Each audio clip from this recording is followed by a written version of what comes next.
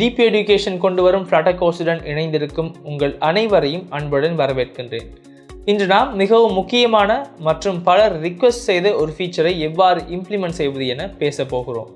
அதாவது எமது அப்ளிகேஷனிற்கு payment gateway ஒன்றை எவ்வாறு செட்டப் செய்து கொள்வது என்பதாகும். இந்த பேமெண்ட் கேட்வே ஒன்று என்றால் என்ன? பேமெண்ட் கேட்வே ஒன்று என்றால் நினைத்து பாருங்கள், உங்களுடைய அப்ளிகேஷனில் ஏதாவது ஒரு ப்ரீமியம் ஃபீச்சர் ஒன்றை இம்ப்ளிமெண்ட் செய்கிறீர்கள்.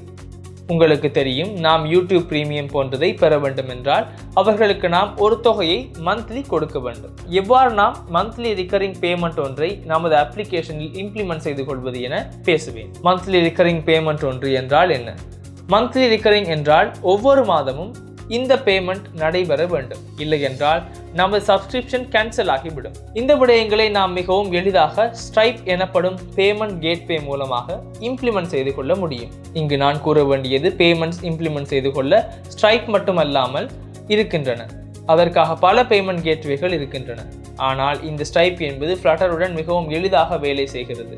அதே போல மிகவும் இன்டர்நேஷனலி ஏற்றுக்கொள்ளப்பட்ட பேமெண்ட் கேட்வே தான் ஸ்ட்ரைப் ஆகும். ஆனால் நீங்கள் இங்கு ஸ்ட்ரைப் இல்லாமல் வேறு பேமெண்ட் கேட்வே ஒன்றை பயன்படுத்துகிறீர்கள் என்றால் நான் லெமன் ஸ்குவீசி மற்றும் பேஹியர் எனப்படும் சர்வீசஸ் இரண்டையும் உங்களுக்கு ரெக்கமெண்ட் செய்கிறேன். இங்கு கோட் எழுதுவதல்ல, இந்த செட்டப் ப்ராசஸை செய்வதுதான் ஆகும்.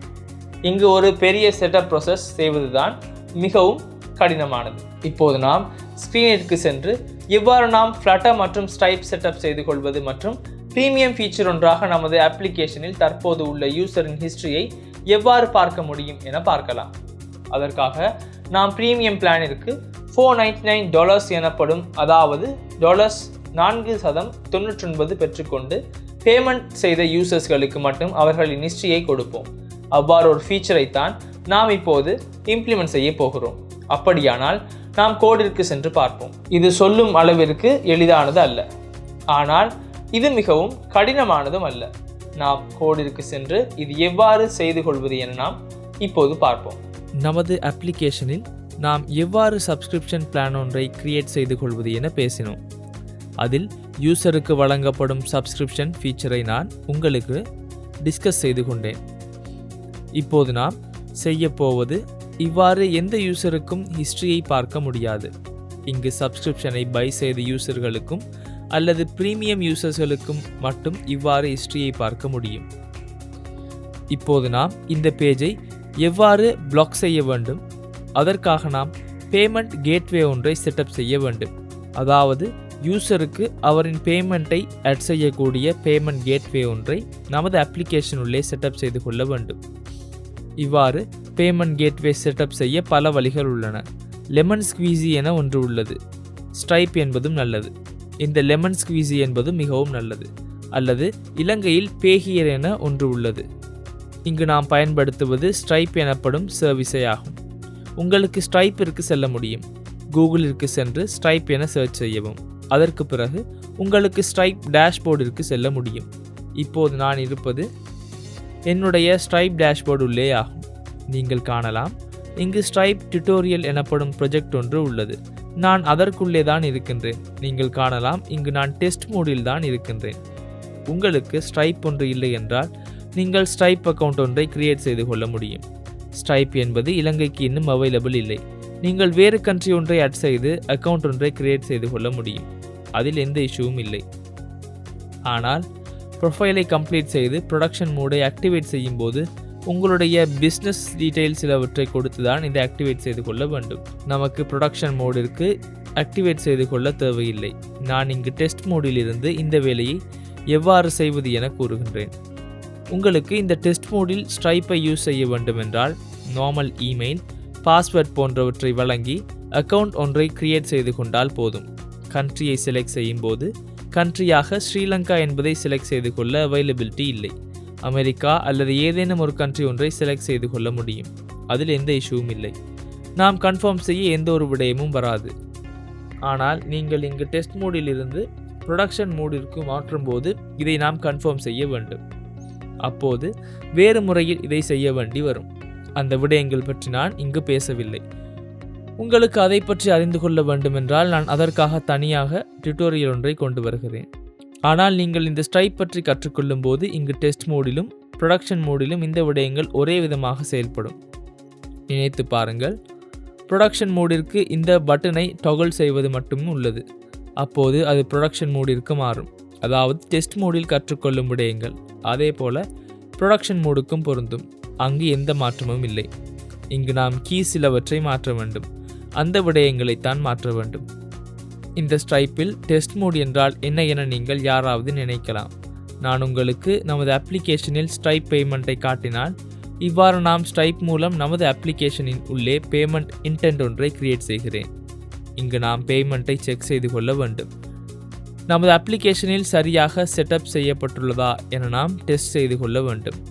அந்த செயல்களை செய்து கொள்ளத்தான் இந்த ஸ்ட்ரைப் மூலம் டெஸ்ட் மோட் ஒன்றை நமக்கு வழங்கியுள்ளனர். நமக்கு டெஸ்ட் கார்டு ஒன்று வழங்கப்பட்டுள்ளது. அதற்கு பிறகு அந்த டீட்டெயில்ஸ் கொடுத்து நமது பேமெண்ட் ப்ராசஸ் சரியாக நடைபெறுகிறதா என கன்ஃபார்ம் செய்து கொள்ள முடியும். அந்த வேலைதான் இவ்வாறு டெஸ்ட் மோட் ஒன்றில் உள்ளது. நீங்கள் இங்கு டெஸ்ட் கார்ட்ஸ் போல ப்ரொவைட் செய்கிறது. நீங்கள் டெஸ்ட் கார்ட்ஸ் என சர்ச் செய்து கொண்டால் இங்கு கண்டுபிடிக்க முடியும். இவர்கள் டெஸ்ட் கார்ட்ஸ் வழங்குகிறார்கள். நாம் கூகுளிற்கு வந்து ஸ்ட்ரைப் டெஸ்ட் கார்ட்ஸ் என சர்ச் செய்வோம். நீங்கள் காணலாம், டெஸ்ட் கார்டு நம்பர்ஸ் பலவற்றை ப்ரொவைட் செய்கிறேன். மிகவும் பிரபலமான ஒன்று இந்த 42424242 ஆகும். இந்த டெஸ்ட் கார்டை பயன்படுத்தி நமக்கு எமது ஸ்ட்ரைப் பேமெண்ட் சரியாக செட்டப் செய்யப்பட்டுள்ளதா என பார்க்க முடியும். அனைத்து விடயங்களையும் நான் கற்றுத்தருவேன். அதை பற்றி எந்த இஷ்யூவும் வைத்துக்கொள்ள வேண்டாம். இப்போது நாம் எவ்வாறு நமது ஃப்ளட்டர் அப்ளிகேஷனில் ஸ்ட்ரைப் செட்டப் செய்வது என பார்க்கலாம். ஸ்ட்ரைப்பை செட்டப் செய்ய செல்லும் பொழுது முதலில் நீங்கள் ஸ்ட்ரைப் அக்கவுண்ட் ஒன்றை உருவாக்க வேண்டும். இங்கு மேலே வந்து உங்களுக்கு கிரியேட் நியூ அக்கவுண்ட் எனும் இடத்திலிருந்து புதிதாக அக்கவுண்ட் ஒன்றை கிரியேட் செய்ய முடியும். இந்த அனைத்து ப்ராஜெக்ட் ஒன்றையும் புதிய பேங்க் அக்கவுண்ட் ஒன்றை போலவே தான் நாம் ஸ்ட்ரைப் உள்ளே கிரியேட் செய்கிறோம். இப்போது நமக்கு ஸ்ட்ரைப் ஃப்ளட்டரை கன்ஃபிகர் செய்து கொள்ள முடியும். நமக்கு இங்கு ஸ்ட்ரைப் டீமில் ஃப்ளட்டர் பேக்கேஜ் ஒன்று வழங்கப்பட்டுள்ளது. நீங்கள் இதை இன்ஸ்டால் செய்து கொள்ள வேண்டும். இதை செட்டப் செய்து கொள்ளும் போது சில சிறிய விடயங்களை கட்டாயமாக கன்சிடர் செய்து கொள்ள வேண்டும். இப்போது நாம் இந்த பேக்கேஜை ஆண்ட்ராய்டு மற்றும் iOSற்கு எவ்வாறு செட்டப் செய்து கொள்வது என பார்ப்போம். முதலில் நீங்கள் இங்கு ஃப்ளட்டர் ஸ்ட்ரைப் எனும் பேக்கேஜை இன்ஸ்டால் செய்து கொள்ள வேண்டும்.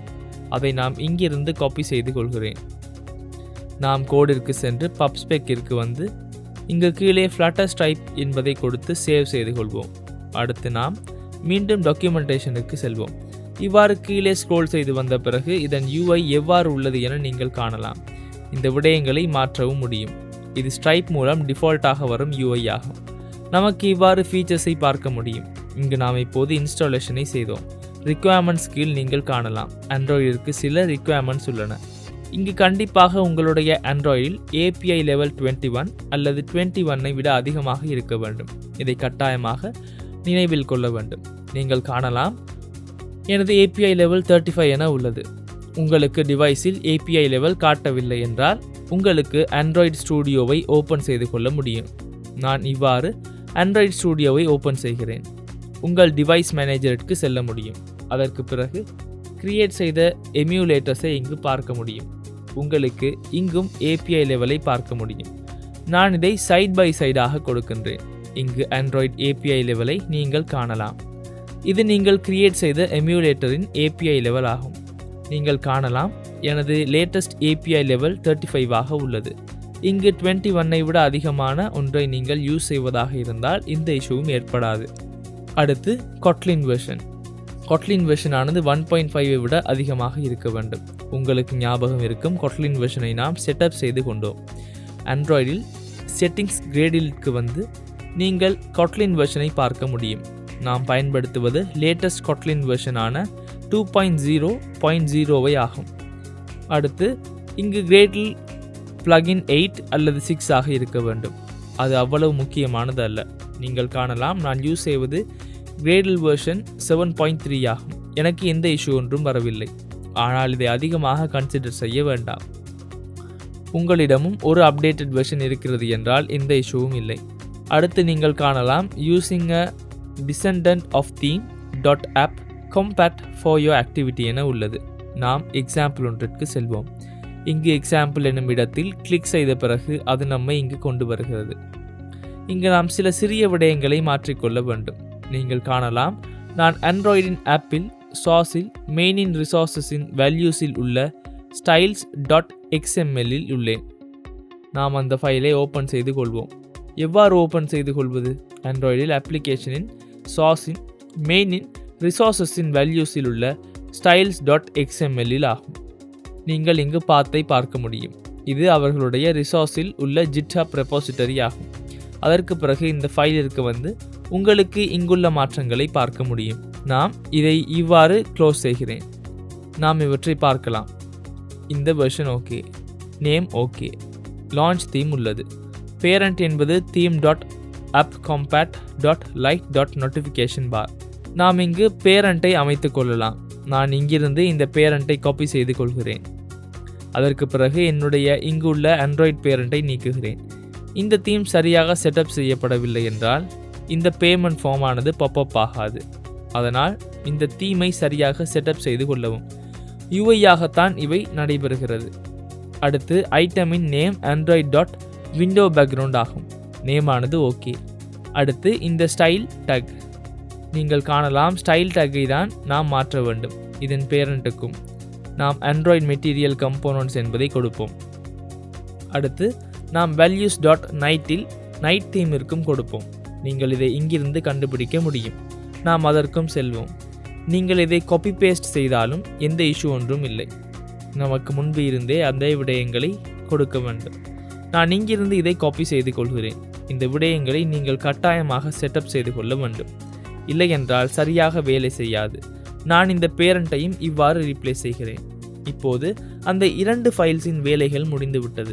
நாம் மீண்டும் டாக்குமெண்டேஷனிற்கு வருவோம். நான் இங்கிருந்து பேக் செல்கிறேன். இப்போது நாம் இந்த செட்டப்பை செய்துவிட்டோம். இப்போது நாம் 5வது செட்டப்பிற்கு செல்வோம். Using an up to date Android gradle build tool version. இங்கு ஆண்ட்ராய்ட் கிரேடில் வெர்ஷனை அப்டேட் செய்ய வேண்டும் என கூறப்படுகிறது. நீங்கள் லேட்டஸ்ட் ஃப்ளட்டர் வெர்ஷனை யூஸ் செய்வதாக இருந்தால் அதில் எந்த இஷ்யூவும் இல்லை. அடுத்து 6வது step. Using Flutter fragment activity instead of Flutter activity in main activity .kt. இங்கே எக்ஸாம்பிளிற்கு சென்றால் எளிதாக பார்க்க முடியும். நீங்கள் காணலாம் நமது மெயின் ஆக்டிவிட்டி .kt எனும் ஃபைலானது ஆப்பின் சாஸின் மெயினின் கொட்லினில் உள்ளது. நாம் நமது ஃபைலிற்கு செல்வோம். ஆப்பின் சாஸின் மெயினின் கொட்லின். நமது சாஸில் ஜாவா உள்ளது. அதனால் நாம் இங்கு கொட்லினிற்கு செல்ல முடியும். அதற்கு பிறகு main.kt செல்லவும். அடுத்து நீங்கள் இந்த ஃப்ளட்டர் ஆக்டிவிட்டி என்பதை ஃப்ளட்டர் ஃப்ராக்மெண்ட் ஆக்டிவிட்டி என்பதில் ரீப்ளேஸ் செய்து கொள்ள வேண்டும். இந்த அனைத்து இடங்களிலும் இவ்வாறு சேர்த்து கொள்ள வேண்டும். இல்லை என்றால் நான் முழுவதுமாக இதை காப்பி செய்து இங்கு பேஸ்ட் செய்து கொள்கிறேன். அது எந்த இஷ்யூ ஒன்றும் இல்லை. ஃப்ளட்டர் ஆக்டிவிட்டி மற்றும் ஃப்ளட்டர் ஃப்ராக்மெண்ட் ஆக்டிவிட்டி ஆகியவற்றை நான் சேர்த்து கொண்டேன். நீங்கள் இதை சரியாக இந்த ஃபைலிற்கு சேர்த்து கொள்ள வேண்டும். சாஸின் மெயினின் கொட்லின் உள்ளே இருக்கும் main.kotlin ஃபைலிற்கு தான் நீங்கள் கொடுக்க வேண்டும். இப்போது நாம் 7வது ஸ்டெப்பிற்கு செல்வோம்.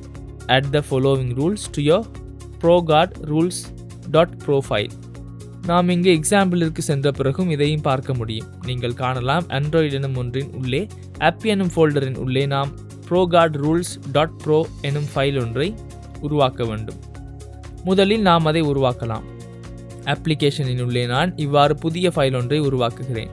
இதன் பெயரை ProGuard rules.pro என காப்பி செய்து கொண்டேன். இங்கு ரூல்ஸ் சில உள்ளன. அவற்றை காப்பி செய்து இதில் பேஸ்ட் செய்ய வேண்டும். இவை என்ன என நீங்கள் புரிந்து கொள்வது அவசியம் இல்லை. நீங்கள் காணலாம் ஆண்ட்ராய்டு புஷ் ப்ரோவிஷனிங் என ஆக்டிவிட்டி சிலவற்றிற்கு ரூல்ஸை தான் செட்டப் செய்கிறோம். அந்த வேலை ஓகே. இப்போது நாம் மீண்டும் பேக் செல்வோம். அடுத்து நமது அப்ளிகேஷனை ரீபில்ட் செய்ய வேண்டும் எனத்தான் கூறப்படுகிறது. இந்த விடயங்களை ஆண்ட்ராய்டு அடிப்படையில் நாம் மெயின் பகுதியில் செய்ய வேண்டியவையாகும். அடுத்து iOSற்கு வந்த பிறகு உங்களுக்கு ஆப்பின் டார்கெட்டிங் iOS வெர்ஷன் கட்டாயமாக 13 அல்லது அதற்கு மேல் இருக்க வேண்டும். நீங்கள் பிளாட்ஃபார்மிற்கு சென்று iOS வெர்ஷனை அப்டேட் செய்து கொள்ள முடியும். அதற்கு பிறகு info.plist சென்று இந்த விடயங்களை கொடுக்க வேண்டும். எந்த பெரிய இஷ்யூவும் இல்லை. நாங்கள் இங்கு உள்ள கீ வேல்யூ பேரை கொடுக்க வேண்டும். அடுத்து வெப் ஆகும். நாம் வெப் பற்றி அதிகமாக பேசவில்லை என்பதால் அதற்கான செட்டப் செய்ய தேவையில்லை. இந்த விடயங்களை தான் நாம் பேசிக்காக செட்டப் செய்து கொள்ள வேண்டும். நாம் ஆரம்பத்தில் இருந்து என்ன செட்டப் செய்தோம் என பார்க்கலாம். நாம் முதலில் செய்தது என்ன?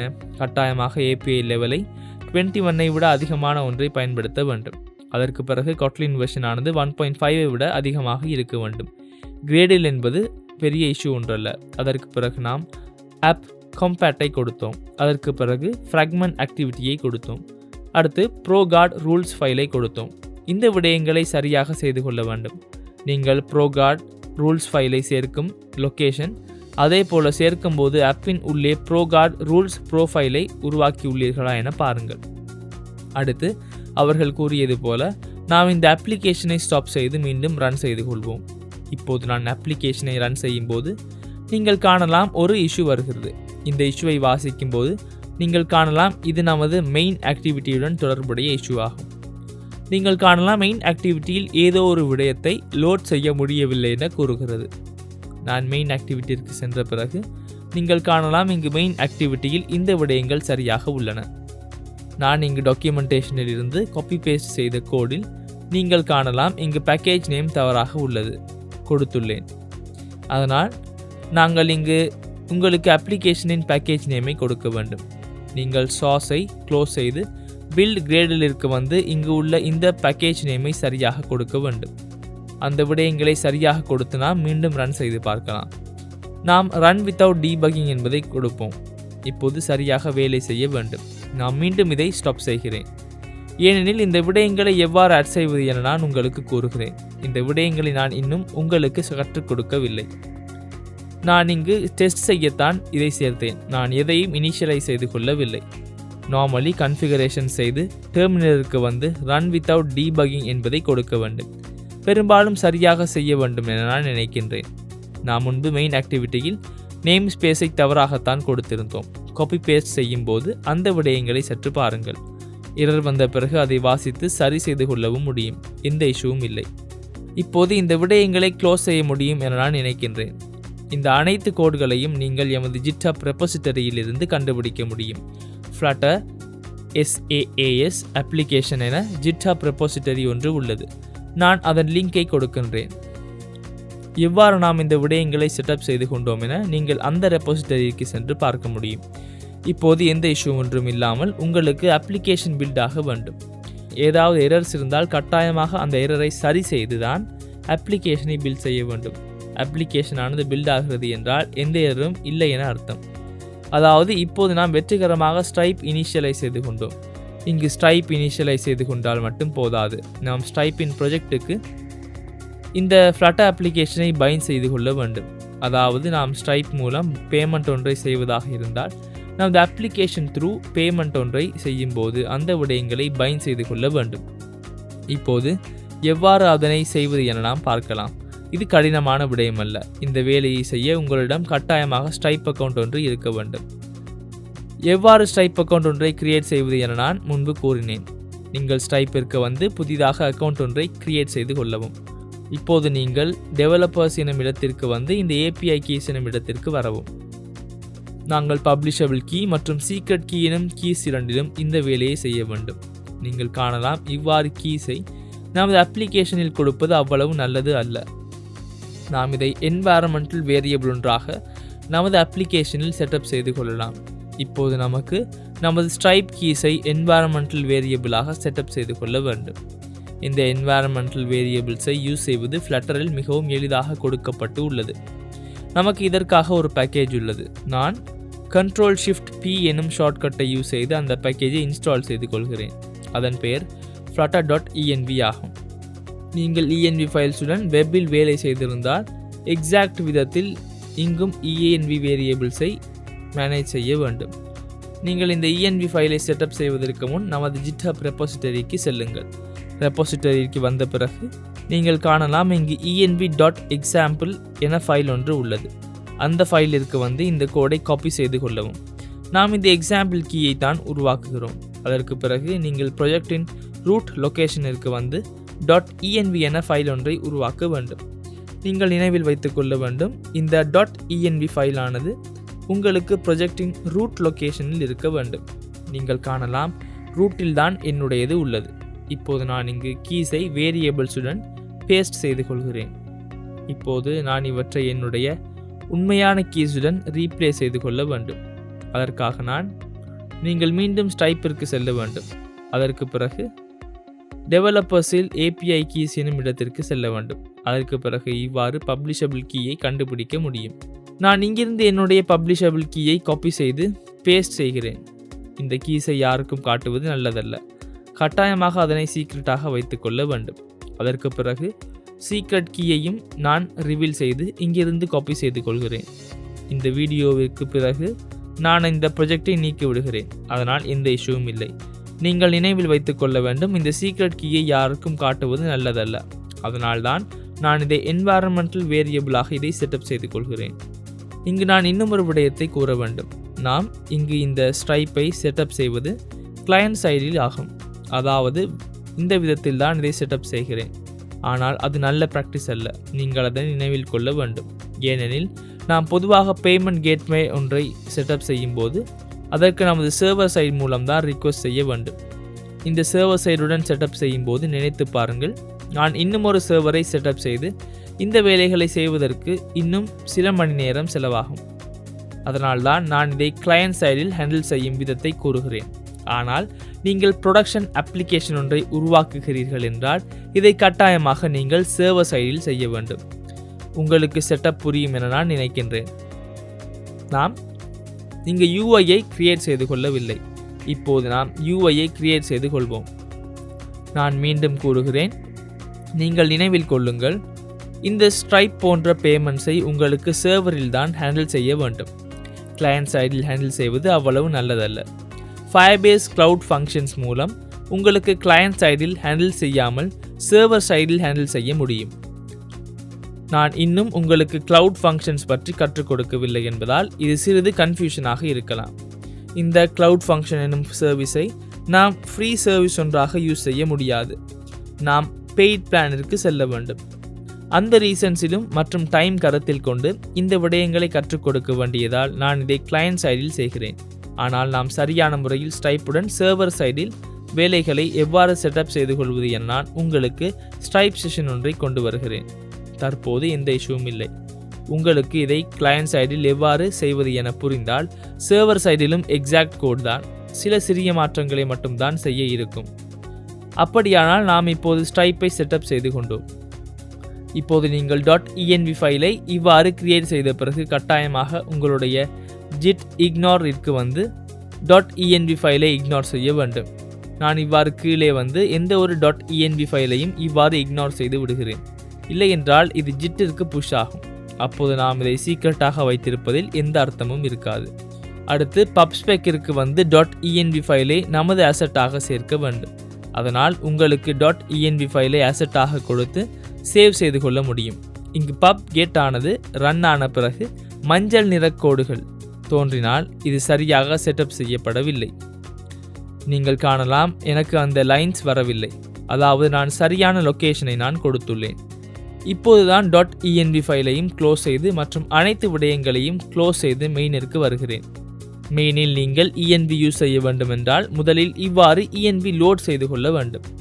நினைவில் வைத்துக் கொள்ளுங்கள், லோட் செய்து கொள்ள வேண்டியது உங்களுடைய மெயின் ஃபங்க்ஷன் உள்ளே அப்ளிகேஷனை ரன் செய்வதற்கு முன்பாகும். அது மிகவும் இலகு. await என டைப் செய்து .env .load என உள்ளது. நமக்கு இப்போது ஃபைல் நேம் ஒன்றை லோட் செய்து கொள்ள முடியும். நாம் .env எனும் ஃபைலை தான் இவ்வாறு லோட் செய்து கொள்கிறோம். இப்போது ஸ்ட்ரைப்பில் உள்ள கீஸ் அனைத்தையும் லோட் செய்து கொண்டுள்ளோம். ஓவரால் பார்க்கும்போது எனது env ஃபைலில் உள்ள வேரியபிள்ஸ் அனைத்தையும் இப்போது நான் லோட் செய்து உள்ளேன். இப்போது எனக்கு ஸ்ட்ரைப்பில் உள்ள ஸ்ட்ரைப்பை எடுக்க முடியும். நீங்கள் காணலாம், நாம் ஸ்ட்ரைப் பேக்கேஜை இன்ஸ்டால் செய்து கொண்டோம். இதில் பப்ளிஷபிள் கீ உள்ளது. நான் இங்கு env ஃபைலை உங்களுக்கு காட்டுகிறேன். ஸ்ட்ரைப்பில் உள்ள பப்ளிஷபிள் கீயை நாம் முதலில் அசைன் செய்து கொள்ள வேண்டும். இது பப்ளிஷபிள் கீ. இதற்கு இந்த வேரியபிள் மூலம் எனக்கு அக்சஸ் செய்ய முடியும். அதற்காக உங்களுக்கு .env என மெத்தடிற்கு அரே ஒன்றை பாஸ் செய்ய முடியும். இவ்வாறு நாம் கொடுத்த நேமை பாஸ் செய்ய வேண்டும். இங்கு எல்ஸ் என கொடுத்து எம்டி ஸ்ட்ரிங்கிற்கு அசைன் செய்து கொள்வோம். இந்த நேமை சரியாக கொடுக்க வேண்டும். இந்த நேம் தான் நான் இங்கு கொடுத்த வேரியபிள் நேம் ஆகும். பொதுவாக நாம் ப்ராக்டிஸாக இந்த என்வாரன்மெண்டல் வேரியபிள்ஸில் யூஸ் செய்யும் env ஃபைலில் ஆட் செய்யும் வேரியபிள் நேம்ஸை நாம் இந்த கன்வென்ஷன் மூலம் கொடுப்போம். கேபிட்டல் மற்றும் ஸ்பேசஸ் கொடுக்கும்போது அண்டர்ஸ்கோரில் தான் பிரிக்கின்றோம். இப்போது நமது ஸ்ட்ரைப்பில் உள்ள பப்ளிஷபிள் கீயை இனிஷியலைஸ் செய்து கொண்டோம். உங்களுக்கு தேவை என்றால் இந்த பப்ளிஷபிள் கீயை இங்கு பிரிண்ட் செய்து கொள்ள முடியும். அப்போது இந்த விடயங்கள் சரியாக செட்டப் செய்யப்பட்டுள்ளதா என உங்களுக்கு பார்க்க முடியும். நான் ஸ்ட்ரைப்பில் உள்ள பப்ளிஷபிள் கீயை அசைன் செய்த பிறகு இவ்வாறு பிரிண்ட் செய்கிறேன். இப்போது நான் அப்ளிகேஷனை ரீஸ்டார்ட் செய்தால் பப்ளிஷபிள் கீ கட்டாயமாக பிரிண்ட் ஆக வேண்டும். இப்போது இங்கு இது பிரிண்ட் ஆக தேவையில்லை. நான் இதை நீக்குகிறேன். இப்போது நாம் ஸ்ட்ரைப்பை சரியாக செட்டப் செய்து உள்ளோம். இப்போது மெத்தட்ஸை கிரியேட் செய்ய வேண்டும். அதாவது நமக்கு கஸ்டமர் ஒருவரை கிரியேட் செய்து கொள்ள வேண்டும். இவ்வாறு யூஐயில் பேமெண்ட் இன்டென்ட் ஒன்றை ஓப்பன் செய்து கொள்ள வேண்டும். இப்போதுதான் நாம் சற்று கடினமான பகுதிக்கு வருகிறோம். அதற்கு பிறகு நாம் ஸ்டேட் மேனேஜ்மெண்ட்டிற்கு ப்ரொவைடரையும் செட்டப் செய்து கொள்ள வேண்டும். இப்போது நாம் இந்த விடயங்களை செய்து கொள்ள வேண்டும். அதனால் நான் முதலில் ஸ்ட்ரைப்புக்கு தொடர்பான மெத்தட்ஸை எழுதுகிறேன். அப்போது உங்களுக்கு இந்த விடயங்களை புரிந்து கொள்ள முடியும். நீங்கள் இந்த ஸ்ட்ரைப் தொடர்பான விடயங்களை ஸ்ட்ரைப் டாக்குமெண்டேஷனில் தேடிக்கொள்ள முடியும். கூகுளிற்கு சென்று ஸ்ட்ரைப் டாக்ஸிற்கு செல்ல முடியும். இந்த ஸ்ட்ரைப்பின் டாக்குமெண்டேஷன் மிகவும் நன்றாக உள்ளது. ஆனால் டாட்டிற்கு டாக்குமெண்டேஷன் ஒன்று இல்லை. அதில் எந்த இஷ்யூவும் இல்லை. ஸ்ட்ரைப் டாக்குமெண்டேஷனிற்கு செல்லுங்கள். ஸ்ட்ரைப் டாக்குமெண்டேஷனில் நாம் ஏபிஐ ரெஃபரன்ஸிற்கு செல்ல வேண்டும். நீங்கள் காணலாம் இங்கு நமக்கு ஏபிஐ மூலம் செய்யக்கூடிய வேலைகள் உள்ளன. நான் இங்கு லைட் மோடிற்கு மாற்றுகிறேன். ஏனெனில் அது டியூட்டோரியலிற்கு இலகுவாக இருக்கும். நீங்கள் காணலாம் இங்கு இதன் மூலம் நாம் செய்ய வேண்டிய அனைத்து விடயங்களும் கண்டுபிடிக்க முடியும். பாருங்கள், பேமெண்ட் மெத்தட்ஸ் உள்ளன. அதற்கு பிறகு நீங்கள் காணலாம் product creation, check out, payment links, billing, subscription service எவ்வாறு வேலை செய்கிறது என உள்ளது. நீங்கள் காணலாம் இங்கு சப்ஸ்கிரிப்ஷன் தொடர்பான அனைத்து டாக்குமெண்டேஷனை அழகாக தேடிக்கொள்ள முடியும். இங்கு டாக்குமெண்டேஷன் உடன் தான் நாம் இப்போது வேலை செய்கிறோம். நீங்கள் காணலாம் இந்த விடயங்களை நாம் HTTP ரிக்வெஸ்ட் ஒன்றின் மூலம்தான் செய்ய வேண்டும். ஏனெனில் நாம் ஸ்ட்ரைப்பின் URLற்கு தான் ரிக்வெஸ்ட் செய்ய வேண்டும். நீங்கள் காணலாம் இதற்கு போஸ்ட் ரிக்வெஸ்ட் ஒன்றை அனுப்ப வேண்டும். இந்த விடயங்கள் எவ்வாறு வேலை செய்கிறது என உங்களுக்கு புரிகிறதாக இருக்கும். நீங்கள் காணலாம் இங்கு உள்ள இந்த லிங்க் தான் நாம் சப்ஸ்கிரிப்ஷன் ஒன்றை கிரியேட் செய்ய வேண்டுமெனில் கஸ்டமரின் ஐடி மற்றும் பிரைஸுடன் போஸ்ட் ரிக்வெஸ்ட் ஒன்றை அனுப்ப வேண்டும். இந்த அனைத்து விடயங்களையும் நான் எவ்வாறு செய்வது என சொல்லித் தருகிறேன். நாம் இந்த விடயங்களை செய்வோம் என உங்களுக்கு புரிகிறதாக இருக்கும். நாம் இவ்வாறு API ரிக்வெஸ்ட் செய்ய வேண்டும்.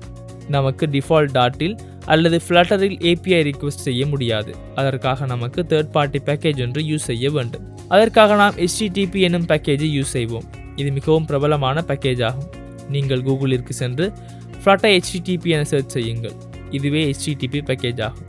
நீங்கள் காணலாம் நமக்கு இதை HTTP API ரிக்வெஸ்ட் செய்யக்கூடிய பேக்கேஜ் ஆகும். இதற்கு இணையான DIO என பேக்கேஜ் ஒன்றும் உள்ளது. இரண்டும் எந்த பிரச்சனையும் இல்லை.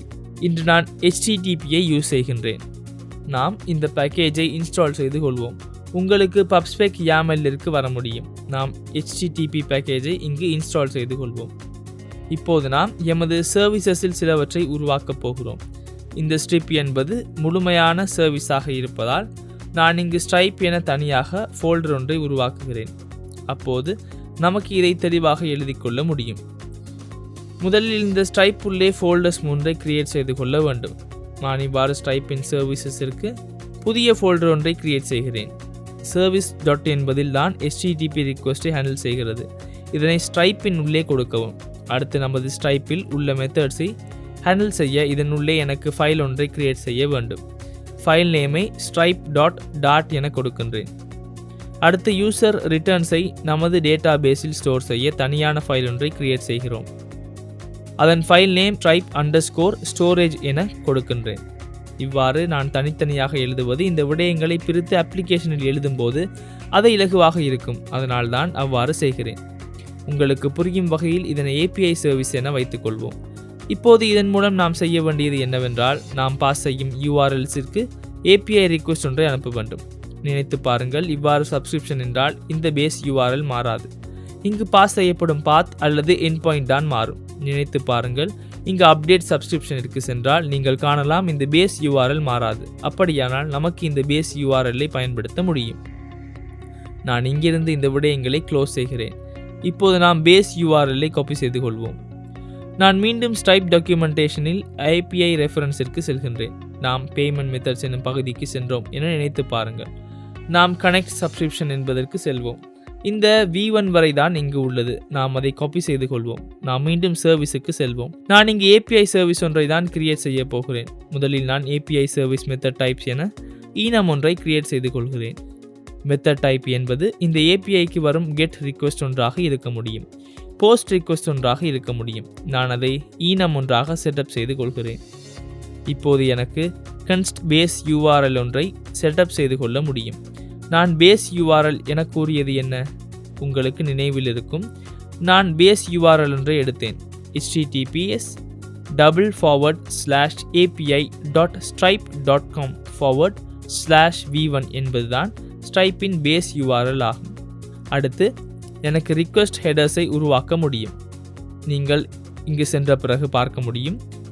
நான் இங்கு ரிக்வெஸ்ட் ஒன்றின் ஹெடர்ஸை பாஸ் செய்து கொள்ள வேண்டும். முதலில் நாம் இதை கேர்ள் இல்லாமல் Node.js போன்றவற்றில் பாஸ் செய்து கொண்டால் நீங்கள் இங்கு ஹெடர்ஸ் கட்ட முடியும். நீங்கள் காணலாம், இங்கு வந்த பிறகு இவ்வாறு ஹெடர்ஸ் ஆக API கீ, சீக்ரெட் கீ போன்ற சில விடயங்களை பாஸ் செய்து கொள்ள வேண்டும்.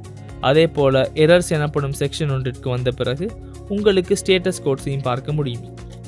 நாம் ஆத்தரைசேஷன் எனும் செக்ஷனுக்கு வந்த பிறகுதான் இங்கு பாஸ் செய்ய வேண்டியவை ஹெடர்ஸை பார்க்க முடியும். இதில் இங்கு இதை கண்டுபிடிக்க முடியவில்லை. நான் உங்களுக்கு கோடிலேயே இதை கற்றுத்தருகிறேன். நாம் முதலில் ஹெடர்ஸை டிஃபைன் செய்து கொள்ள வேண்டும். உங்களுக்கு தெரியும், நாம் சாதாரணமாக மேப் ஒன்றாகத்தான் ஹெடர்ஸை பாஸ் செய்து கொள்கின்றோம். நான் மேப் ஒன்றை கிரியேட் செய்து கொண்டேன். இங்கு request.headers என நான் இதை டிஃபைன் செய்து கொள்கின்றேன். நான் இப்பொழுது ஹெடர்ஸை டிஃபைன் செய்து கொள்கின்றேன். இங்கிருந்து ஹெடர்ஸை எடுத்து நான் இதை காப்பி பேஸ்ட் செய்து கொள்கிறேன். இல்லை என்றால் நான் டைப் செய்யும் போது பிழை வரும். GitHub ரெபாசிட்டரிக்கு சென்று லைபின் சர்வீசஸில் ஸ்ட்ரைப் எனப்படும் சர்வீஸில் தான் இந்த விடயங்கள் உள்ளன. இதுதான் ஹெடர் ஆகும். இந்த ஹெடரை காப்பி செய்து கொள்ளவும். இவற்றை ஒவ்வொன்றாக டைப் செய்து தேவையில்லை, ஏனெனில் இவற்றை டைப் செய்யும் போது பிழை ஏற்படலாம். அதனால் இந்த ஹெடரை இங்கிருந்து காப்பி செய்து கொள்ளவும். இப்போது நாம் நமது API சர்வீஸை தான் எழுதி கொண்டு இருக்கின்றோம். இப்போது நான் ஃபியூச்சர் மெத்தட் ஒன்றை கிரியேட் செய்து கொள்கின்றேன். இப்போது இங்கு பாஸ் செய்யும் ஹெடர்ஸுடன் பாஸ் செய்யும் API ரிக்வெஸ்ட் டைப் அடிப்படையில் பாஸ் செய்த இதன் பேஸ் URL-ஐ என்கோட் செய்து பேஸ் URL-க்கு பாஸ் செய்யும் மற்ற சப் URL அல்லது என்பாயிண்ட்டை பைண்ட் செய்து ரிக்வெஸ்ட் செய்யத்தான் உள்ளது. நான் இங்கு கோடை எழுதும்போது உங்களுக்கு அது புரியும். நான் மேப் ஒன்றை உருவாக்குகிறேன். எனக்கு ஸ்ட்ரிங் டைனமிக்காக ரிட்டர்ன் ஆகிறது. நான் இதற்கு ஸ்ட்ரைப் API சர்வீஸ் என பெயர் கொடுக்கின்றேன். இங்கு ரிக்வயர்ட் பெராமீட்டர்ஸ் சில தேவை. இந்த API சர்வீஸ் மெத்தடை கால் செய்யும் போது எனக்கு கண்டிப்பாக ரிக்வெஸ்ட் டைப் என்ன என்பதை கொடுக்க வேண்டும். நாம் இதை ரிக்வெஸ்ட் மெத்தட் என கொடுப்போம். அதாவது கெட் ரிக்வெஸ்டா போஸ்ட் ரிக்வெஸ்டா என கொடுப்போம். அடுத்து எனக்கு ரிக்வெஸ்ட் பாடி ஒன்று தேவை. உங்களுக்கு தெரியும், அதை எனக்கு மேப் ஒன்றாக பாஸ் செய்து கொள்ள முடியும். நான் இதற்கு ரிக்வெஸ்ட் பாடி என கொடுக்கின்றேன். நாம் இதை அசிங்க்ரோனஸ் மெத்தட் ஒன்றாக டிஃபைன் செய்து கொள்ள முடியும். நான் இதை ஃபார்மட் செய்து கொள்கிறேன். ரிக்வெஸ்ட் பாடியில் என்ன உள்ளது என பார்ப்போம். இங்கு இதை ரிக்வயர்ட் செய்யவும்.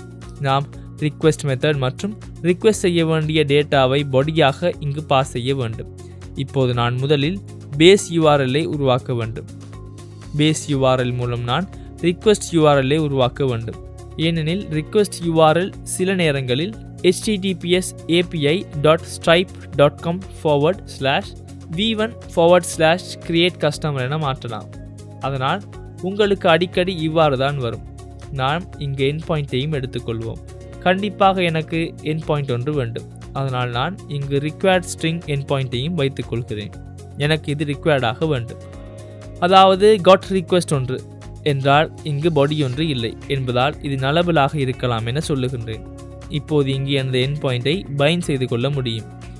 இப்போது உங்களுக்கு புரியும், ஸ்லாஷ் என் பாயிண்டை தான் நான் இவ்வாறு அமைத்துள்ளேன். இப்போது நான் கிரியேட் செய்த என் பாயிண்ட்டுக்கு ரிக்வெஸ்ட் செய்ய வேண்டும்.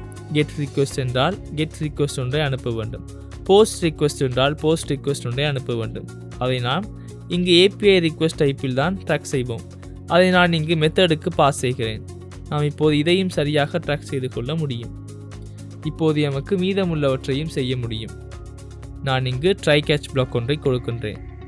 முதலில் நாம் கேட்சை எழுதுவோம். நான் இங்கு எரர் ஒன்று வந்தால் கேட்ச் செய்கிறேன். தற்போது நான் எரரை ஸ்ட்ரிங்காக கன்வெர்ட் செய்து பிரிண்ட் செய்கிறேன். எதையும் ரிட்டர்னாக தேவையில்லை என்பதால் நான் நல் என ரிட்டர்ன் செய்கிறேன். இங்கு நல் ரிட்டர்ன் செய்யும் போது இது நல்லபிளாக இருக்கலாம் என கண்டிப்பாக குறிப்பிட வேண்டும். இப்போது நான் இங்கு ட்ரை கேட்ச் பிளாக்கில் ட்ரை செய்ய வேண்டும். முதலில் நாம் கொடுக்கும் URLற்கு ஏற்ப ரிக்வெஸ்ட் செய்ய வேண்டும். இதில் நான் ரிக்வெஸ்ட் ஒன்றா அல்லது போஸ்ட் ரிக்வெஸ்ட் ஒன்றா என கெட் ரிக்வெஸ்ட் மெத்தடை செக் செய்ய வேண்டும். அப்பொழுது தொடர்புடைய ரிக்வெஸ்ட்டை நான் சரியாக செய்ய வேண்டும். இங்கு பாஸ் செய்யும் ரிக்வெஸ்ட் மெத்தடானது API ரிக்வெஸ்ட்டில் கொடுக்கப்பட்ட கெட் மெத்தடுக்கு சமமானது என்றால் நான் கெட் ரிக்வெஸ்ட் ஒன்றை செய்ய வேண்டும். அப்பொழுது நீங்கள் await என டைப் செய்து HTTP பேக்கேஜை இம்போர்ட் செய்து கொள்ள முடியும். இப்போது HTTP கெட் ரிக்வெஸ்ட் ஒன்றை செய்ய முடியும். நான் இவ்வாறு await என டைப் செய்து http.get ரிக்வெஸ்ட் ஒன்றை பாஸ் செய்து கொள்ள முடியும். உங்களுக்கு ஞாபகம் இருக்கும், நாம் URLஐ கிரியேட் செய்தோம். நாம் URLக்கு ரிக்வெஸ்ட் ஒன்றை செய்ய வேண்டும். அடுத்து ஹெடர்ஸை கண்டிப்பாக பாஸ் செய்ய வேண்டும். இது கெட் ரிக்வெஸ்ட். அதே போல போஸ்ட் ரிக்வெஸ்ட் ஆகவும் இருக்கலாம். அதனால் எல்ஸ் என கொடுத்து போஸ்ட் ரிக்வெஸ்ட்டுக்கு தொடர்புடைய விடயங்களையும் எழுதுங்கள். எவ்வாறு எழுதுவது? await என டைப் செய்து http.post ரிக்வெஸ்ட் ஒன்றை செய்யதால் கண்டிப்பாக ரிக்வெஸ்ட் URLஐ பாஸ் செய்ய வேண்டும். அடுத்து ரிக்வெஸ்ட் ஹெடர்ஸை பாஸ் செய்ய வேண்டும். உங்களுக்கு ஞாபகம் இருக்கும், நாம் ஹெடர்ஸை டிஃபைன் செய்தோம். போஸ்ட் ரிக்வெஸ்ட் ஒன்றை என்றால் கண்டிப்பாக இதில் பாடி இருக்க வேண்டும். அதற்காகத்தான் நான் ரிக்வெஸ்ட் பாடியை பாஸ் செய்கிறேன். இப்போது அழகாக ஃபார்மட் ஆகிறது. நீங்கள் காணலாம், கெட் ரிக்வெஸ்ட் என்றால் நான் கெட் ரிக்வெஸ்ட் செய்கிறேன். எல்ஸ் கண்டிப்பாக போஸ்ட் ரிக்வெஸ்ட் ஒன்று வர வேண்டும். எனவே நான் இங்கு HTTP போஸ்ட் ரிக்வெஸ்ட் ஒன்றை செய்கிறேன். போஸ்ட் ரிக்வெஸ்ட்டின் முக்கியத்துவம் என்னவென்றால், போஸ்ட் ரிக்வெஸ்ட் இருக்கும்போது நாம் டேட்டாவை பாஸ் செய்கிறோம். அப்பொழுது பாடியாக ரிக்வெஸ்ட் பாடியை பாஸ் செய்ய வேண்டும். இப்போது நாம் செய்ய வேண்டியவை, ரிக்வெஸ்ட் ஒன்றை நான் கிரியேட் செய்துள்ளேன். நான் இதை வேரியபிள் ஒன்றில் ஸ்டோர் செய்கிறேன். ஃபைனல் ரிக்வெஸ்ட் ரெஸ்பான்ஸ் என வேரியபிள் ஒன்றில் நான் ஸ்டோர் செய்கிறேன். இப்போது எனக்கு இந்த ரிக்வெஸ்ட் ரெஸ்பான்ஸில் ஸ்டேட்டஸ் கோட்ஸை பார்க்க முடியும். அதற்கு இஃப் கண்டிஷன் ஒன்றை கொடுத்து ரிக்வெஸ்ட் ரெஸ்பான்ஸில் ஸ்டேட்டஸ் கோட் சமன் என்றால் 200 கொடுப்போம். அதாவது சரியாக நமக்கு ஒரு ரெஸ்பான்ஸ் வந்துள்ளது. அப்படியானால் நான் ரிட்டர்ன் செய்கிறேன். நினைவில் வைத்துக் கொள்ளுவோம், டீகோட் செய்து நாம் ரிட்டர்ன் செய்ய வேண்டும். ஏனெனில் எனக்கு JSON டேட்டா தான் ரிட்டர்ன் ஆகும். நான் ரிக்வெஸ்ட் ரெஸ்பான்ஸில் பாடியை டீகோட் செய்கிறேன். இந்த விடயங்கள் புரியவில்லை என்றால் DP எடுகேஷனில் Flutter HTTP பற்றி பேசினேன். அதை கண்டிப்பாக செக் செய்யவும். இப்பொழுது அந்த விடயங்களை புரிந்து கொள்ள முடியும். இந்த ரெஸ்பான்ஸின் ஸ்டேட்டஸ் கோடானது 200 அல்ல என்றால் நான் எல்ஸ் கண்டிஷன் ஒன்றை எழுதுகிறேன். நான் இங்கு நமக்கு வரும் ரிக்வெஸ்ட்டில் வரும் பாடியை பிரிண்ட் செய்கிறேன். இங்கு எதையும் ரிட்டர்ன் செய்ய தேவையில்லை என்பதால் எக்ஸெப்ஷன் ஒன்றை த்ரோ செய்தோம். நாம் இதற்கு ஃபெயில் டு ஃபெச் டேட்டா என கொடுப்போம். அதன் பிறகு எனக்கு இங்கு எரர் ஒன்றை கொடுக்க முடியும். இங்கு ரிக்வெஸ்ட் ரெஸ்பான்ஸின் பாடியை பாஸ் செய்ய முடியும். நான் இப்போது எக்ஸெப்ஷன் ஒன்றையும் த்ரோ செய்கிறேன். இவைதான் நாம் செய்ய வேண்டியவை ஆகும். அதாவது நாம் பாஸ் செய்யும் எண்ட் பாயிண்ட்டுக்கு நாம் கேட்கும் மெத்தட் டைப்புக்கு ரிக்வெஸ்ட் பாடியை பாஸ் செய்ய வேண்டும். மெத்தட் டைப்பானது கெட் ரிக்வெஸ்ட் என்றால் எண்ட் பாயிண்ட்டுக்கு எவ்வாறு HTTP கெட் ரிக்வெஸ்ட் ஒன்றை அனுப்புகிறோம். போஸ்ட் ரிக்வெஸ்ட் என்றால் பாடியுடன் போஸ்ட் ரிக்வெஸ்ட் ஒன்றை அனுப்புவோம். கண்டிப்பாக ஹெடர்ஸை கொடுக்க வேண்டும். இந்த ஹெடர் மூலம்தான் ஸ்ட்ரைப் சீக்ரெட் கீயை பாஸ் செய்கிறோம். அப்பொழுது இது இங்குதான் ஆத்தென்டிகேட் ஆகும். கண்டென்ட் டைப்பை கண்டிப்பாக பாஸ் செய்ய வேண்டும். அந்த ஸ்ட்ரைப் சீக்ரெட் கீ தேடிக்கொள்ள கூடியதாக இருக்க வேண்டும். இதுதான் நமது ஸ்ட்ரைப் சீக்ரெட் கீ. இங்கு PK என்பதில் தான் பப்ளிக் கீ ஆரம்பமாகிறது. SK என்பதில் தான் சீக்ரெட் கீ ஆரம்பமாகிறது. அதை நாம் API கீ மூலமும் கண்டுபிடிக்க முடியும். நீங்கள் பார்க்கலாம், இங்கு டெஸ்ட் என உள்ளது. இதை ஆக்டிவேட் செய்த பிறகு இவை மாறும். இப்போது நாம் இந்த API சர்வீஸை உருவாக்கி முடித்து விட்டோம். இப்போது இந்த சர்வீஸ் மூலம் கால் செய்ய வேண்டிய மெத்தட்ஸ் சில உள்ளன. இப்போது நாம் அந்த ஸ்ட்ரைப் மெத்தட்ஸை உருவாக்குவோம். இங்கு நமக்கு நிறைய வேலை செய்ய வேண்டும். மெத்தட்ஸ் கீழ் நாம் ஸ்ட்ரைப்பில் மந்த்லி ரிகரிங் பேமெண்ட் ஒன்றை தான் ஆக்டிவேட் செய்கிறோம். அப்பொழுது இதை ஒரே முறை ஆக்டிவேட் செய்ய முடியாது. இதற்கான ப்ராசஸ் ஒன்று உள்ளது. நான் இப்பொழுது அந்த ப்ராசஸ் என்னவென்று உங்களுக்கு தெளிவாக கூறுகிறேன். முதலில் நான் ஸ்ட்ரைப்பில் இனிஷியலைசேஷன் மெத்தட் ஒன்றை கிரியேட் செய்கிறேன். இந்த init மெத்தடுள்ளே பேமெண்ட்டை இனிஷியலைஸ் செய்யும் போது தான் சப் மெத்தட்ஸ் கீழ் செய்ய வேண்டும். இது நமது பேரண்ட் மெத்தட் ஆகும். நான் இதை ஃபியூச்சர் மெத்தட் ஒன்றாக டிஃபைன் செய்கிறேன். எனக்கு எதுவும் ரிட்டர்ன் ஆக தேவையில்லை. சப்ஸ்கிரிப்ஷன் ஒன்று கிரியேட் ஆகும் மட்டும் அவசியமாக உள்ளது. நான் இதற்கு init என கொடுக்கின்றேன். இதற்கு நான் required parametersஐ பாஸ் செய்ய வேண்டும். அதாவது பேமெண்ட் பிளானை ஆக்டிவேட் செய்யும் யூசரின் நேமை கண்டிப்பாக பாஸ் செய்ய வேண்டும். அதே போல் பேமெண்ட் பிளானை ஆக்டிவேட் செய்யும் யூசரின் இமெயிலை பாஸ் செய்ய வேண்டும். இந்த விடயங்களை கண்டிப்பாக அசிங்க்ரோனஸ் மெத்தடாக பாஸ் செய்ய வேண்டும். நான் இதை செய்யும் வேலைகளை இங்கு ஒழுங்கின்படி செய்ய வேண்டும்.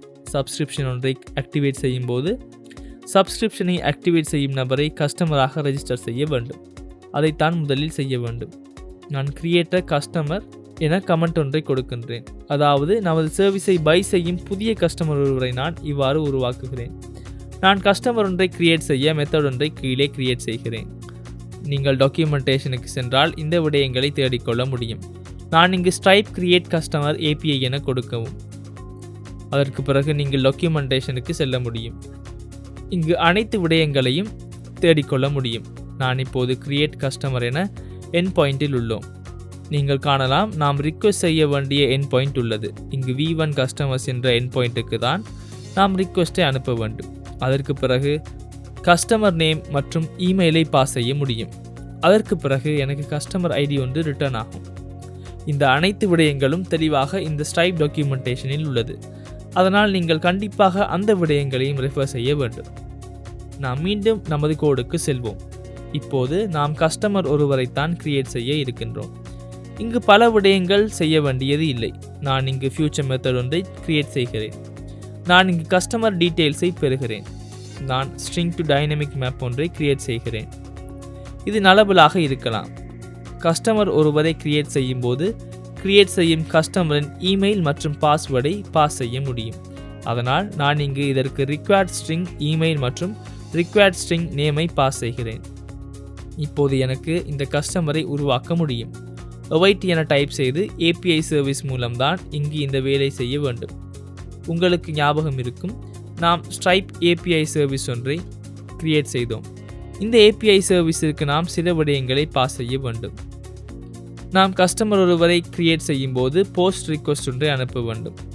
நீங்கள் டாக்குமெண்டேஷனுக்கு சென்றால் காணலாம், போஸ்ட் ரிக்வெஸ்ட் ஒன்றை தான் இந்த என் பாயிண்ட்டுக்கு அனுப்ப வேண்டும். ரிக்வெஸ்ட் மெத்தட் என்ன? API சர்வீஸ் மெத்தட் டைப்பில் போஸ்ட் ஆகும். tnum என்பதால் இது பிழையாகாது. அடுத்து நாம் என் பாயிண்டை கொடுக்க முடியும். என் பாயிண்ட் என்ன? இந்த கஸ்டமர்ஸ் என்பதுதான் இந்த என் பாயிண்ட் ஆகும். நான் இங்கு என் பாயிண்டை கொடுக்கின்றேன். அடுத்து உங்களுக்கு ஞாபகம் இருக்கும், ரிக்வெஸ்ட் பாடியை கொடுக்க வேண்டும். இதுதான் முக்கியமானதாகும். உங்களுக்கு ஞாபகம் இருக்கும், ரிக்வெஸ்ட் பாடியின் கீழ் இந்த விடயங்களை நாம் பாஸ் செய்ய வேண்டும். நாம் முதலில் நேம் எனும் கீயின் கீழ் நேமை பாஸ் செய்வோம். அடுத்து நாம் இமெயிலை பாஸ் செய்வோம். அடுத்து நமக்கு டிஸ்கிரிப்ஷன் ஒன்றை பாஸ் செய்ய முடியும். நான் இங்கு டிஸ்கிரிப்ஷனை காப்பி செய்து கொள்கிறேன். அப்பொழுது இந்த விடயங்கள் அனைத்தும் அழகாக வருகிறது. டிஸ்கிரிப்ஷனை டெக்ஸ்ட் எக்ஸ்ட்ராக்டர் ப்ரோ பிளான் என கொடுத்தேன். இவ்வாறு தான் கஸ்டமர் ஒருவர் கிரியேட் ஆகின்றார். இங்கிருந்து எனக்கு தேவையான டைப் ரிட்டர்ன் ஆகும். இங்கிருந்து ஃபைனல் கஸ்டமர் கிரியேஷன் ரெஸ்பான்ஸ் தான் இங்கு கிடைக்கிறது. அதனால் நான் இதை ஒரு வேரியபிளில் அசைன் செய்து கொள்கிறேன். அடுத்து எனக்கு கஸ்டமர் கிரியேஷன் ரெஸ்பான்ஸை ரிட்டர்ன் செய்ய முடியும். இங்கு கமா ஒன்றை கொடுக்க முடியும். இப்பொழுது இது அழகாக ஃபார்மட் ஆகும். இப்போது ஸ்ட்ரைப் கஸ்டமர் ஒருவரை கிரியேட் செய்யும் மெத்தடானது ஓகே. இப்பொழுது எனக்கு இனிஷியலைஸ் செய்யும் இடத்தில் கஸ்டமர் ஒருவரை கிரியேட் செய்ய முடியும். உங்களுக்கு தெரியும், இங்கு ஸ்ட்ரிங் டு டைனமிக் மேப் ஒன்று தான் ரிட்டர்ன் ஆகிறது. உங்களுக்கு ஸ்ட்ரிங் டு டைனமிக் மேப் ஒன்றை உருவாக்க முடியும். கஸ்டமர் தான் இங்கு கிடைக்கிறது. கஸ்டமரை எவ்வாறு பெறுவது? நாம் உருவாக்கி கிரியேட் கஸ்டமர் என்ற மெத்தடுக்கு இந்த விடயங்கள் பாஸ் ஆக வேண்டும். இது கண்டிப்பாக await ஆக இருக்க வேண்டும். நீங்கள் காணலாம், நமக்கு இப்போது நேம் மற்றும் இமெயிலை இதற்கு பாஸ் செய்ய முடியும். அப்பொழுது எந்த இஷ்யூவும் இல்லை. நான் இப்பொழுது முதலில் கஸ்டமர் ஒருவரை கிரியேட் செய்தேன். கஸ்டமர் வேலிடா என இப்போது எனக்கு செக் செய்து கொள்ள முடியும். அதாவது இங்கு எனக்கு கஸ்டமர் கிரியேட் ஆன பிறகு அது நல்லா என பார்க்க முடியும். இல்லை என்றால் இங்கு ரெஸ்பான்ஸில் காணலாம், ஒவ்வொரு கஸ்டமரும் கிரியேட் ஆன பிறகும் கஸ் என்பதில் கஸ்டமர் ஐடி வரும். இவ்வாறு கஸ்டமர் ஐடி கிரியேட் ஆக வேண்டும். அப்படியானால் கஸ்டமர் நல்லா அல்லது கஸ்டமரின் கீழ் உள்ள ஐடி எனப்படும் ஃபீல்ட் இல்லை என எனக்கு பார்க்க முடியும். கண்டிப்பாக கஸ்டமர் ஐடி ஒன்று இருக்க வேண்டும். இவ்வாறு செக் செய்து கொள்ள முடியும். இங்கு இவ்வாறு இருந்தால் நாம் கஸ்டமர் கிரியேஷன் ஃபெயில் என எக்ஸெப்ஷன் ஒன்றை த்ரோ செய்கிறேன். இப்போது நான் கஸ்டமர் ஒருவரை கிரியேட் செய்தேன். அடுத்து பேமெண்ட் செய்ய பேமெண்ட் இன்டென்ட் ஒன்றை கிரியேட் செய்ய வேண்டும். இங்கு கஸ்டமர் ஒருவரை கிரியேட் ஆன பிறகு கீழே பேமெண்ட் இன்டென்ட் ஒன்றை கிரியேட் செய்யும் மெத்தடை டிஃபைன் செய்து கொள்கிறேன். இது மிகவும் கடினம் இல்லை. உங்களுக்கு டாக்குமெண்டேஷனுக்கு சென்று சர்ச் செய்ய முடியும்.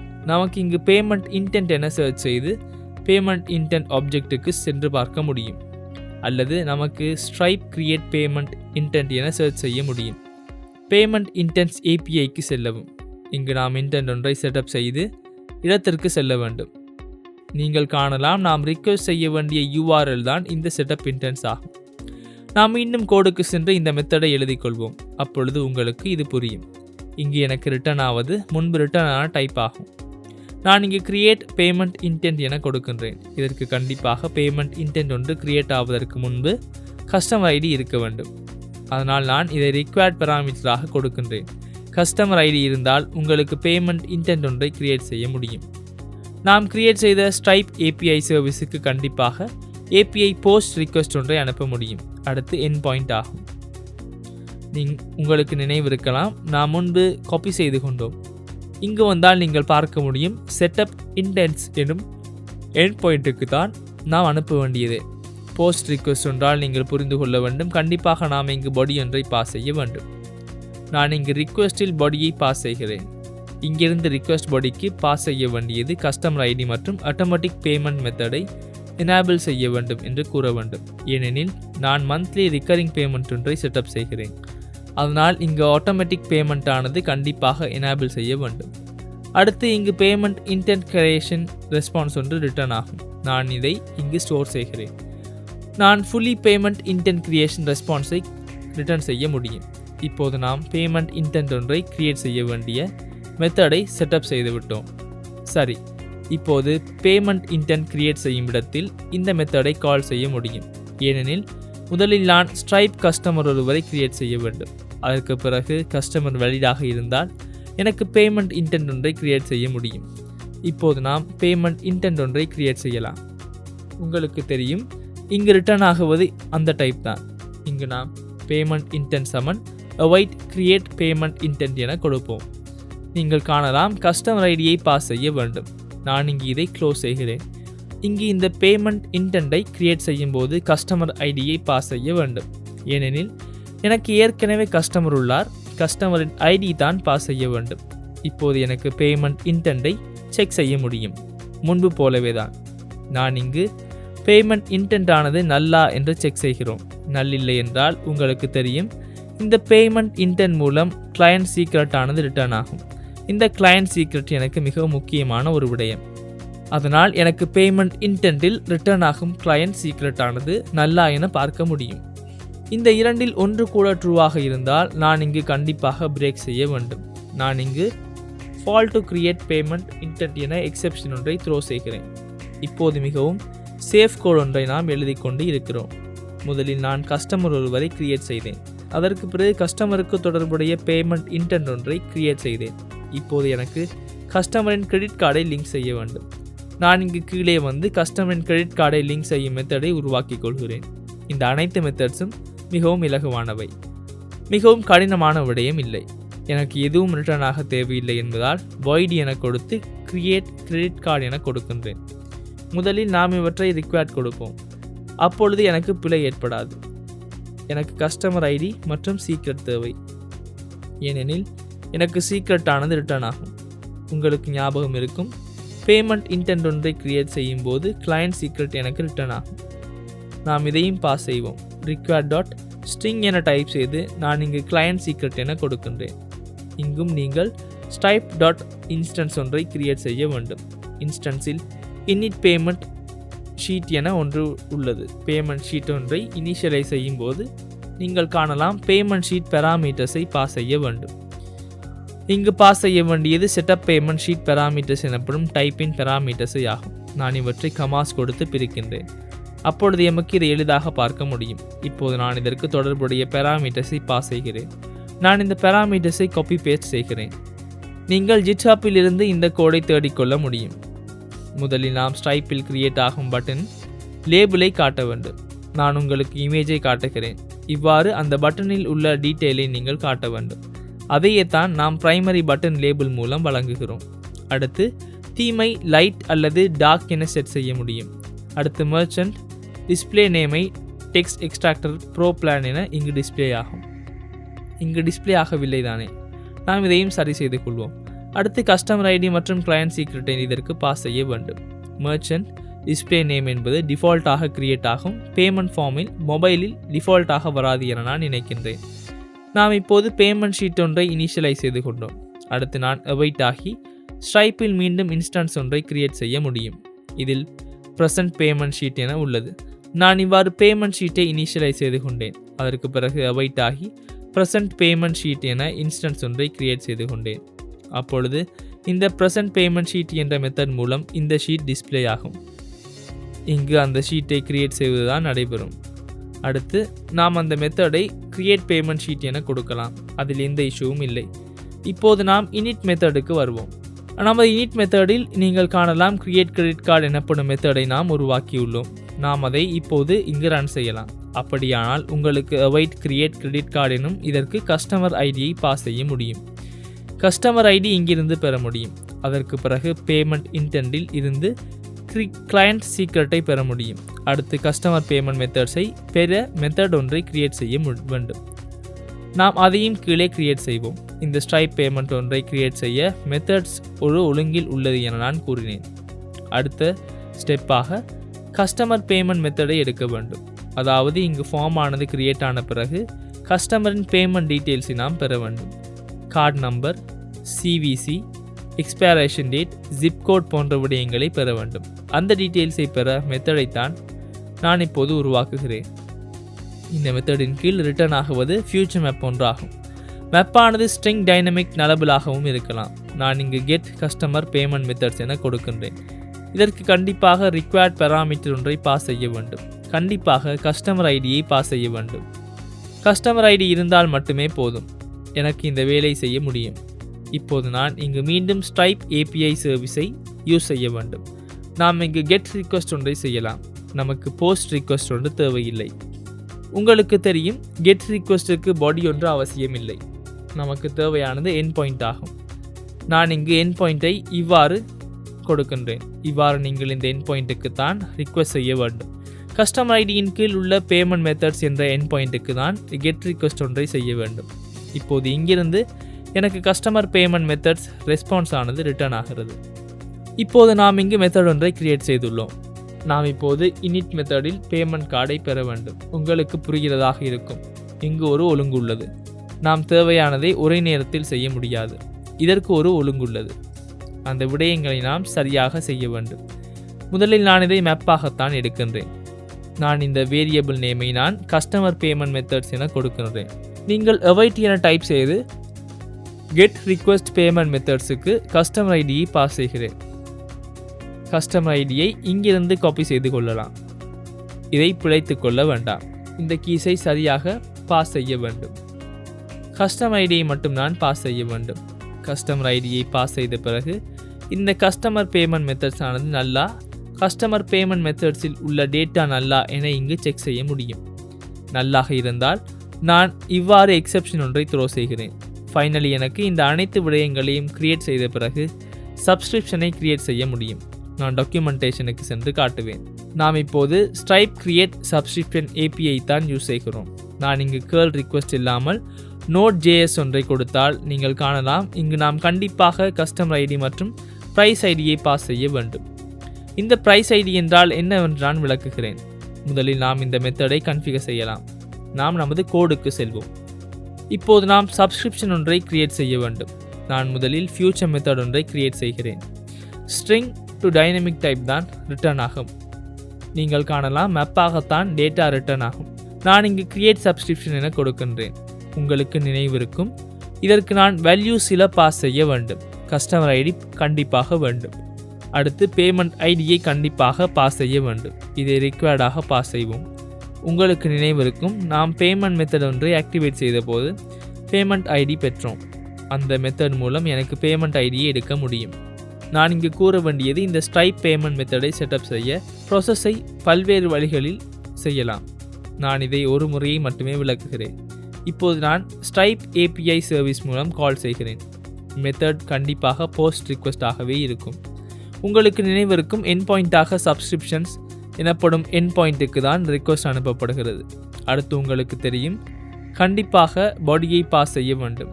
நான் இங்கு கஸ்டமர் ஐடியை பாஸ் செய்ய வேண்டும். அடுத்து டிஃபால்ட் பேமெண்ட்டை பாஸ் செய்ய வேண்டும். அதுவே பேமெண்ட் ஐடியாகும். ஏனெனில் டிஃபால்ட் பேமெண்ட் என்பது உங்களுடைய கார்டாகும். இந்த டிஃபால்ட் பேமெண்ட் மெத்தட் மூலம்தான் ஒவ்வொரு மாதமும் அவர்கள் ஆட்டோமேட்டிக்கலி பேமெண்ட் எடுப்பார்கள். அடுத்து நான் இங்கு கேர்ள் ரிக்வெஸ்ட் ஒன்றை கொடுத்தால் நீங்கள் பார்க்க முடியும். ஐட்டம்ஸாக ப்ரைஸ் ஐடி ஒன்றை பாஸ் செய்ய வேண்டும். முதலில் நான் ஒரு வேரியபிளை உருவாக்குகிறேன். முதலில் இவ்வாறு ப்ரைஸ் ஐடியை பாஸ் செய்ய வேண்டும். இந்த ப்ரைஸ் ஐடி என்பது என்னவென்றால், ப்ரைஸ் ஐடி என்பது நான் இங்கு இமேஜ் காட்டினால் ஒரு குறிப்பிட்ட பொருள் விற்கப்படுகிறது. நான் சப்ஸ்கிரிப்ஷன் சர்வீஸை தான் இவ்வாறு விற்கின்றேன்.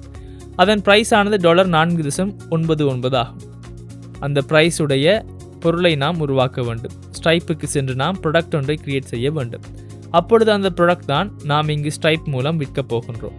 இதை கிரியேட் செய்ய முடியும். மீண்டும் உங்களுடைய ஸ்ட்ரைப்புக்கு வந்து உங்களுக்கு ப்ராடக்ட் கேட்டலாக் செல்ல முடியும்.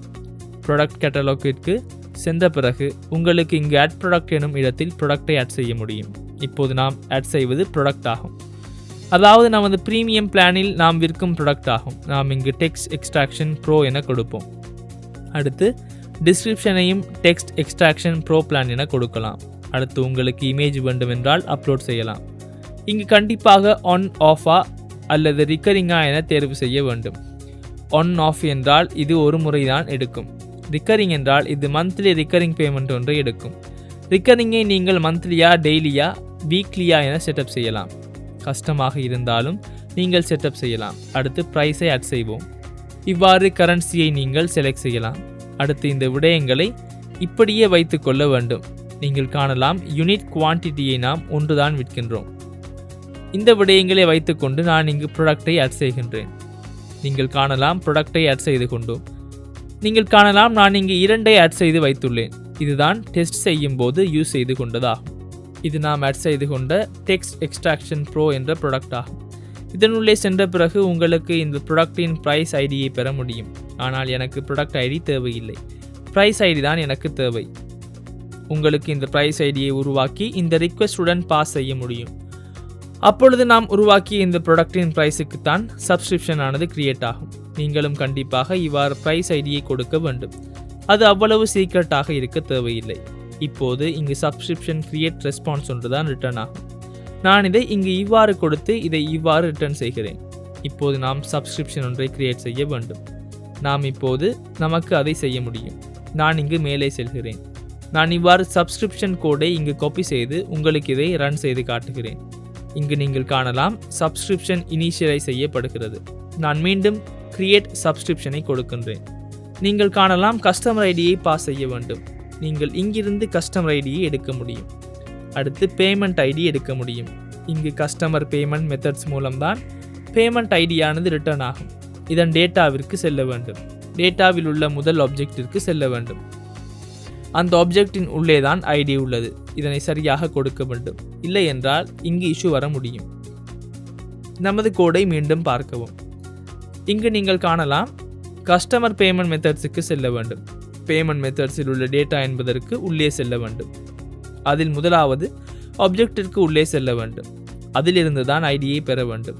அதற்கு பிறகு இங்கு சப்ஸ்கிரிப்ஷன் ஆனது நல்லாக இருந்தால் நான் எக்ஸெப்ஷன் இவ்வாறு ஒன்றை த்ரோ செய்கிறேன். இப்போது இந்த விடயங்கள் சரியாக வேலை செய்ய வேண்டும். இப்போது நாம் இந்த விடயங்களை சரியாக செட்டப் செய்துள்ளோம். நீங்கள் காணலாம், இங்கு டாட் மெத் இம்போர்ட் ஒன்று இம்போர்ட் ஆகி உள்ளது. இப்போது இந்த விடயங்கள் சரியாக செட்டப் செய்துள்ளோம். எனக்கு இன்னும் ஒரு விடயம் செய்ய வேண்டும். இவ்வாறு சப்ஸ்கிரிப்ஷன் ஒன்றை கிரியேட் செய்த பிறகு சப்ஸ்கிரிப்ஷன் டீட்டெயில்ஸை டேட்டா பேஸிலும் சேவ் செய்ய வேண்டும். அப்பொழுதுதான் எனக்கு ப்ரீமியம் ஸ்டேட்டை செக் செய்ய முடியும். நாம் இதை செக் செய்யும் போது இவர் ஏற்கனவே ப்ரீமியம் யூசராக இருந்தால் நாம் மீண்டும் சப்ஸ்கிரிப்ஷன் ஊடாக அனுப்புவது அர்த்தமல்ல. அப்பொழுது அவரின் ப்ரீமியம் ஃபீச்சர்ஸ் எனக்கு காட்டலாம். அதனால் எனக்கு ப்ரீமியம் டேட்டாவை எனது ஃபயர்ஸ்டோர் கலெக்ஷனில் ஸ்டோர் செய்ய மெத்தட் ஒன்றை கிரியேட் செய்ய வேண்டும். அப்பொழுது ப்ரீமியம் சப்ஸ்கிரிப்ஷன் ஒன்றை ஆக்டிவேட் செய்த பிறகு அந்த டீட்டெயில்ஸை தனி கலெக்ஷனில் ஸ்டோர் செய்தால் அடுத்த முறை யூசர் லாகின் செய்யும் போது அதை செக் செய்யலாம். இது சற்று நீளமான செஷனாக இருக்கலாம். நாம் ஸ்ட்ரைப் பேமெண்ட் கேட்வேயை எவ்வாறு செட்டப் செய்வது என பார்த்தோம். நான் காட்டிய வகையில் நீங்கள் இந்த ப்ரொஜெக்டில் செட்டப்பை செய்தால் அது சரியாக வேலை செய்ய வேண்டும். இந்த ஸ்ட்ரைப் தொடர்பான அனைத்து ஃபங்க்ஷன்களும் மற்றும் நான் எழுதிய கோட் அனைத்தும் கீழே உள்ள GitHub ரெபாசிட்டரி லிங்கில் கொடுக்கப்பட்டுள்ளது. நீங்கள் அந்த கோடை முழுமையாக ஆக்சஸ் செய்வதற்காக முடியும். சால்வ் செய்ய முடியாத இஷ்யூ இருந்தால் கண்டிப்பாக கமெண்ட் செக்ஷனில் கமெண்ட் ஒன்றை கொடுக்கவும். அல்லது எமது GitHub ரெபாசிட்டரியில் இஷ்யூவாக கிரியேட் செய்யவும். நாம் அடுத்த செக்ஷனில் மேலும் முக்கியமான ஃபீச்சர் ஒன்றை பற்றி பேச உள்ளோம். இப்போது நாம் பிரீமியம் பிளானை ஆக்டிவேட் செய்ய முடியும். ஆனால் இந்த யூசரின் பிரீமியம் ஸ்டேட்டை செக் செய்ய வேண்டும். நீங்கள் எனது அப்ளிகேஷனை பயன்படுத்துகிறீர்கள் என நினைத்து பாருங்கள். நீங்கள் இப்போது $499 செலுத்தி பிரீமியம் யூசராக ரெஜிஸ்டர் ஆகி இருக்கிறீர்கள். அப்படியானால் உங்களுடைய அப்ளிகேஷனிற்கு மீண்டும் நீங்கள் அடுத்த முறை வரும்பொழுது உங்களுக்கு ஹிஸ்டரியை நேரடியாக பார்வையிட முடியதாக இருக்கும். நீங்கள் மீண்டும் பேமெண்ட் செய்ய வேண்டிய அவசியம் இருக்கக்கூடாது. இந்த விடயங்களை நாம் சரியாக ஸ்டேட் மேனேஜ்மெண்ட் மூலம் செய்ய வேண்டும். நாம் அடுத்த செக்ஷனில் இதை எவ்வாறு செட்டப் செய்வது என்று பார்ப்போம்.